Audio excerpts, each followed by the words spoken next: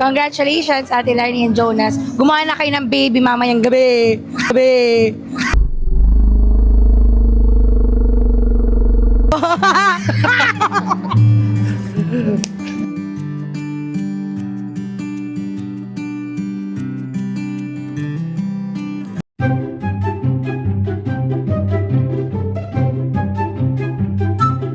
Ayan, so nandito po tayo, kasama natin ngayon si Ma'am Jeline. Ma'am Jeline, kaano-ano niyo po ang ating lovely couple? Churchmate, Chloe. Pastor Ian Sunga of Victory Church. And good evening sa inyo lahat. Rachel. Ang kasama ko naman ay malapit din sa puso ko dahil last month lang ako yung nag-host sa kanila, sila Mr. and Mrs. Ayan. So, kinikilig ba kayo dahil finally Mr. and Mrs. ang na talaga ang tawag sa'yo? Oh, yes. Ayan. Ma'am Rocky. Roseville and Dick. Ano niyo po si Jonas at si Lauren? Kuya Jonas po is our first cousin po. Okay. First cousin, so relative pala ni Jonas. Ayun, anong klase kayang ulam siya o pagkain? Adobo.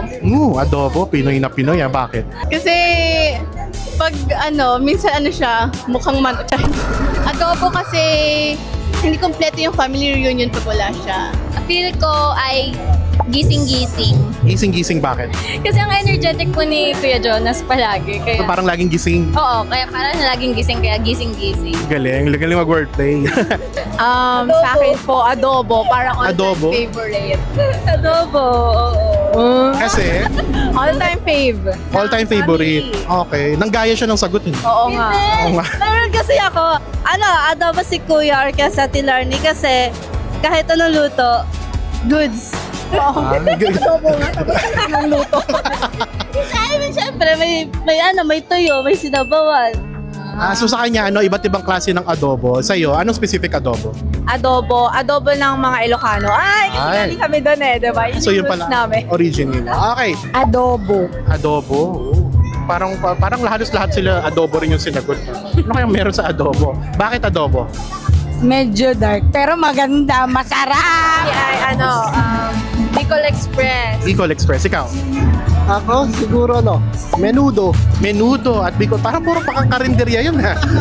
Okay, bakit muna Bicol Express? Bicol Express, matapang pero masarap. Okay. Ganda. Ikaw naman, Sir Kim. Para sa pagkakakilala ko kay Larnie, maraming personality. Sa menudo, maraming putahe. Maraming kailangan gawin bago maluto. Well, in their personality at kanilang sipag at sa ministry at sa kanilang pamilya, sila? Sisling, sisig. Sisling sisig. Wow. Bakit po? Pareho silang sisling. Ganda. Sisig. Sisig. Bakit po? Pare silang hot. Parang sabi ni Pastor, pareho silang sisling naman. Final message po sa couple mo na.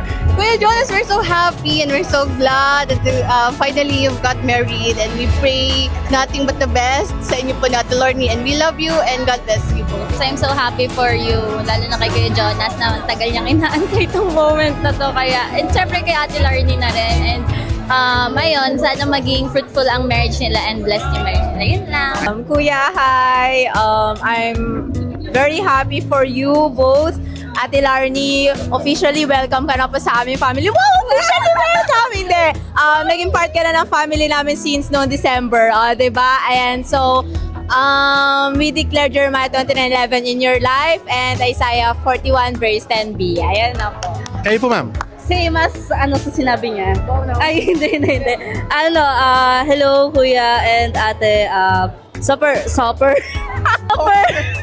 Hindi, super happy ako na Kuya, finally natagpuan mo na yung the one mo. And yon. Message ko kay Jonas and Larnie, magpahala kayo. Isentro nyo lagi si Lord. And best wishes sa inyong dalawa. At ingat kayo palagi. Larnie and Jonas, congratulations sa inyong dalawa and Lord be the center of your relationship as always. Don't forget to pray and love each other. God bless! Stay in love, God bless, and I know na maraming mga adjustment, lalo na sa pag-start ng marriage, pero pagkasama niyo si Lord ay kaya niyo namang i-work on lahat ng mga differences. Always be faithful and protect each other every day. Gumawa na kayo ng baby mamayang gabi.